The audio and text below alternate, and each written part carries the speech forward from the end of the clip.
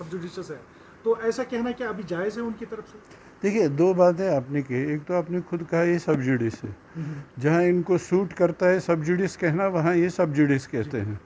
जहाँ इनको सूट नहीं करता है तो वहाँ तो ये कह सकते हैं। ये अपने लिए अलाउड है मगर दूसरों के लिए अलाउड नहीं। एक तो ये डाइकोटमी जिसको कहते हैं, एक तो ये डाइकोटमी है, नंबर 1। नंबर 2, आपने सुना होगा महबूबा जी ने प्राइम मिनिस्टर और होम मिनिस्टर के सिंह में कहा, मैं रिपीट करता हूँ, उन्होंने कहा और बाहर भी कहा, उन्होंने कहा कि बीजेपी को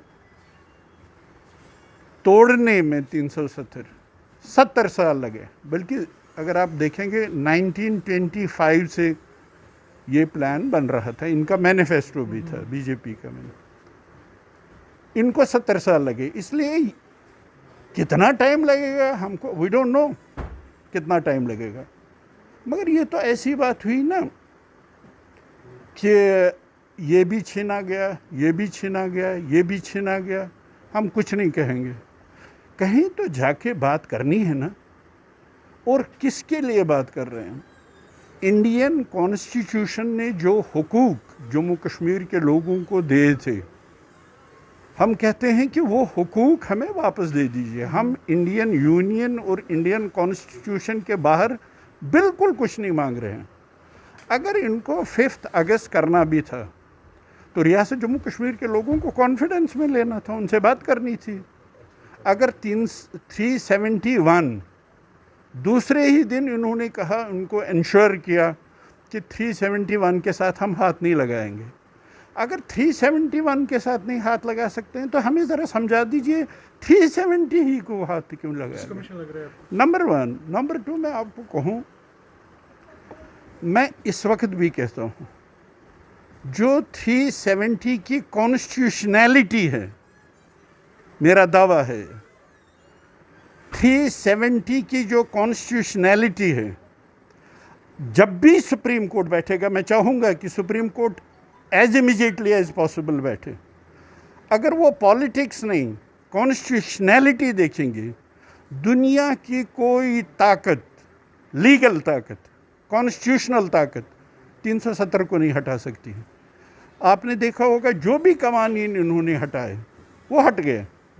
370 अगर आप टेक्निकली मुझे कहेंगे उसको डेड किया, डेरी नहीं कर सके, पता नहीं आप ये टेक्निकल बात है, मगर मैं आपको चैलेंज के साथ कह सकता हूँ। और मुझे हैरानगी है मुजफ्फर बेग साहब की कॉन्स्टिट्यूशनैलिटी जो आर्टिकल 370 की है। मेरा दावा है अगर सिर्फ कॉन्स्टिट्यूशनैलिटी को देखेंगे, वो दुनिया की कोई ताकत, पार्लियामेंट भी 370 की कॉन्स्टिट्यूशनैलिटी को छेड़ नहीं सकता था, नंबर 1।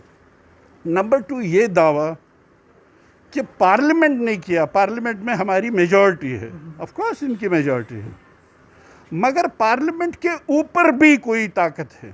वो कौन सी ताकत है? वो कॉन्स्टिट्यूशन ऑफ इंडिया है, उसको आप नहीं छेड़ सकते हैं। आप 2/3 नहीं, अगर total lower house, upper house, जिसकी हम इज्जत करते हैं हमारे मुल्क की, अपर हाउस, लोअर हाउस, अगर टोटल एब्सोल्यूट मेजॉरिटी भी कहेगी कि हम कॉन्स्टिट्यूशन के बाहर जाएंगे, वो अनकॉन्स्टिट्यूशनल है। इसीलिए हम कह रहे हैं इंडियन पार्लियामेंट के ऊपर सबसे बड़ी जो ताकत है। और आपको मैं बताऊंगा, इंडिया पार्टी के मैनिफेस्टो पे नहीं चलता है, इंडिया कांग्रेस के मैनिफेस्टो पे नहीं चल सकता, बीजेपी के मैनिफेस्टो पे नहीं चल सकता, किसी पार्टी के मैनिफेस्टो पे नहीं चल सकता। ये सब बीजेपी हो, कांग्रेस हो, पीडीपी हो, नेशनल कॉन्फ्रेंस हो, हमको कॉन्स्टिट्यूशन के तहत चलना है। आपके पास मैंडेट होने के बावजूद आप पाबंद हैं कॉन्स्टिट्यूशन ऑफ इंडिया से चलने के लिए। वो पार्टी का मसला है, ये कॉन्स्टिट्यूशन का मसला है। आप कॉन्स्टिट्यूशन को नहीं छेड़ सकते। आपको बहुत ज़्यादा तनकीद का निशाना बनाया गया। पहले ऑल पार्टी में पार्टिसिपेट किया, फिर डिलिमिटेशन को मतलब वहाँ पर पार्टिसिपेट नहीं किया आपने, तो ये क्यों? मतलब अगर आप वहाँ गए तो यहाँ पर क्यों नहीं? देखिए, इसमें तो फ़र्क है। प्राइम मिनिस्टर ने आपको इनवाइट किया, हम तो इससे बाहर है नहीं, वो तो हमारे भी प्राइम मिनिस्टर हैं। हम तो ये पता नहीं क्यों है ये वो तो हमारे भी प्राइम मिनिस्टर हैं। हमने वोट नहीं दिया, उसके बावजूद हमारे प्राइम मिनिस्टर, होम मिनिस्टर हमारे होम मिनिस्टर, प्राइम मिनिस्टर ने हमारी प्रेसिडेंट को इनवाइट किया। उसके बाद भी आपने देखा होगा जब PIGD की मीटिंग हुई तो महबूबा जी ने फारूक साहब को कहा आप ही जाइए हमारे बदले, हम सब नहीं जाएंगे।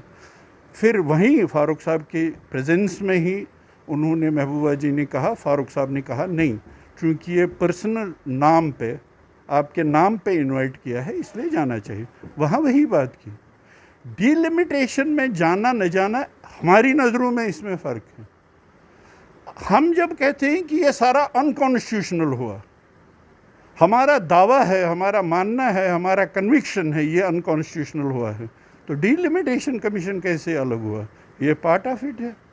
तो इसलिए हमने कहा कि हमने मुनासिब समझा कि हमें नहीं जाना चाहिए, नहीं गए। यहाँ पर अभी नए कानून लाए जा रहे हैं, जैसे अभी सर्विस की अगर हम बात करेंगे, 22 साल की उम्र में आपको सर्विस देंगे, 48 ईयर्स में आपको जो है रिटायरमेंट दी जाएगी। ऐसे कई एक ज़्यादा कानून है, जैसे कल भी एक 1 जो यहाँ पर ला निकाला गया था, फिर बाद में अगरचे उसकी तरदीद भी की गई।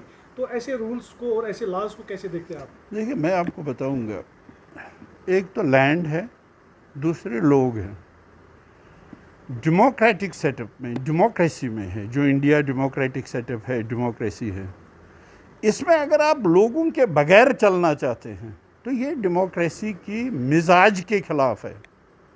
अगर आपने डेमोक्रेसी की मिजाज के मुताबिक चलना है तो आपको लोगों के दिलों की बात, ये तो कोई गैर, हम तो कोई गैर नहीं, हम तो यहाँ के सिटीज़न हैं, हम तो कहीं बाहर से नहीं आए हैं, हम सिटीज़न हैं, इंडिया के सिटीज़न्स हैं और इंडियन कॉन्स्टिट्यूशन और इंडियन आइन से अपने हुकूक मांगते हैं। तो आपको ये सब कुछ यहाँ के रिप्रेजेंटेटिव्स पे छोड़ देना चाहिए था, जो लोगों के इमोशंस रिप्रेजेंट करते हैं, जो लोगों के जज्बात रिप्रेजेंट करते हैं। डेमोक्रेटिक सेटअप में आपको अपनी गलत भी किया होगा, अच्छा भी किया होगा, इवन अच्छा भी जो आप कर रहे हैं, ये आपको इलेक्टेड गवर्नमेंट, इलेक्टेड रिप्रेजेंटेटिव्स जो जम्मू कश्मीर के हों, उन पे छोड़ना चाहिए था। मसलन मैं आपको एक बात बताऊं, पता नहीं आज क्यों बीजेपी भूल रही है, हम बीजेपी का हिस्सा थे जब पावर में थे। GST पूरी कंट्री में अप्लाई हुआ, आपको याद होगा, मैं आपको याद दिलाऊंगा। GST पूरे मुल्क में लागू हुआ, जम्मू कश्मीर में लागू नहीं हुआ। और मैं महबूबा जी को क्रेडिट देता हूँ, वो चीफ मिनिस्टर थी। कैबिनेट में जिसमें बीजेपी हिस्सा थी उस कैबिनेट का, ये प्लीज़ आप अंडरलाइन कर लीजिए, जिसमें बीजेपी हिस्सा थी उस कैबिनेट का, उन्होंने स्पेशल समन किया जम्मू कश्मीर लेजिस्लेटिव असेंबली। ये देखिए आप इख्तियारात, जिसके वो भी हिस्सेदार हैं, बीजेपी भी हिस्सेदार हैं। हमने स्पेशल समन किया जम्मू कश्मीर लेजिस्लेटिव असेंबली, हमने इज़्ज़त दी जम्मू कश्मीर लोगों के रिप्रेजेंटेटिव्स की। वहाँ डिबेट हुआ, डिस्कस हुआ, उसके बाद जम्मू कश्मीर लेजिस्लेटिव असेंबली के मोहर के बाद, उसके बाद वो अप्लाई हुआ।